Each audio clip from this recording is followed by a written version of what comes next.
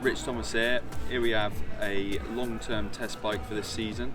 It's a Canyon Sender CF9.0 and it retails at 4,000 and about 400 quid. So for the build, it's absolutely awesome value for money. So my job for this year is to put it through its paces.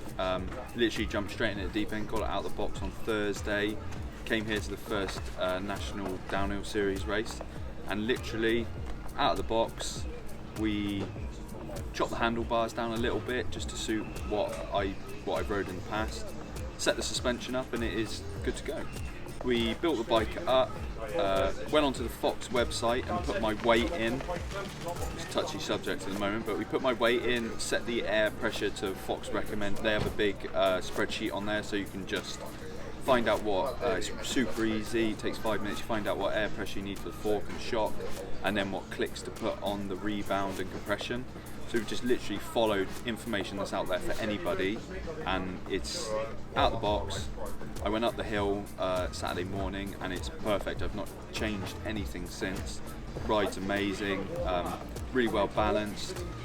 Frame is a carbon front end and an alley back end, which for me is a really nice balance because I find carbon rear ends a bit stiff and rigid. And yeah, for a bike that's out of the box, it is.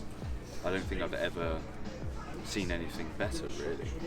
The actual ride is really nice, really balanced. It literally, the bike doesn't make a sound. It's so quiet, which is obviously really nice, and sort of that confirmation in your head. Because if your bike's rattling around all over the place, it makes you a bit anxious and a bit worried about there might be something loose or something wrong.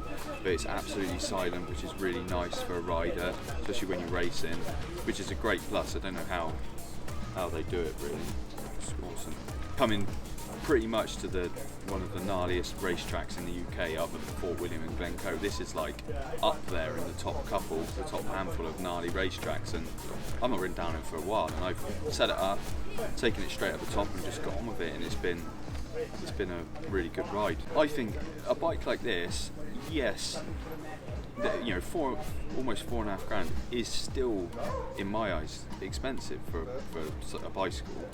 However, you know, everyone that's here, they're aware of that and they know what the price ranges are. And, you know, anyone, I believe, that's willing to spend like money on a real bike, this should be definitely something they should consider, because we've taken this straight out of the box, bar chopping the handlebars down a smidge, got the suspension set up, and I've ridden it down now raced it down one of the sort of toughest tracks in the country, and it's not skipped a beat. You know, I mean, but besides Fort William, you can't really throw anything more at a bike, and I think that speaks volumes, because sometimes you get a bike and you have to change the odd angle or something, or change the tyres or the wheels, or the handlebars and stem. But on this, they're spot on. There's so much adjustment. It's a really good bike for anybody really to just buy, pick up, and just crack on. For me, I cut the handlebars down and I used the OEM G5 grips that came on it, and for me they were just a little bit thin. Like, I really like the DMR Def grip, which the thick version of that, which is a little bit bigger, and in soft though, and so I've changed the grips. And other than that, like, when you wear the tyres out, you're gonna have to replace the tyres, but full EXO, full Fox Kashima coated suspension, the new Grip 2 cartridge, new code brakes. It's, yeah, you literally wouldn't change anything. It's amazing. It's such an amazing spec for the price. Yeah, I'm very lucky to have it for the year to test out, put it through its paces.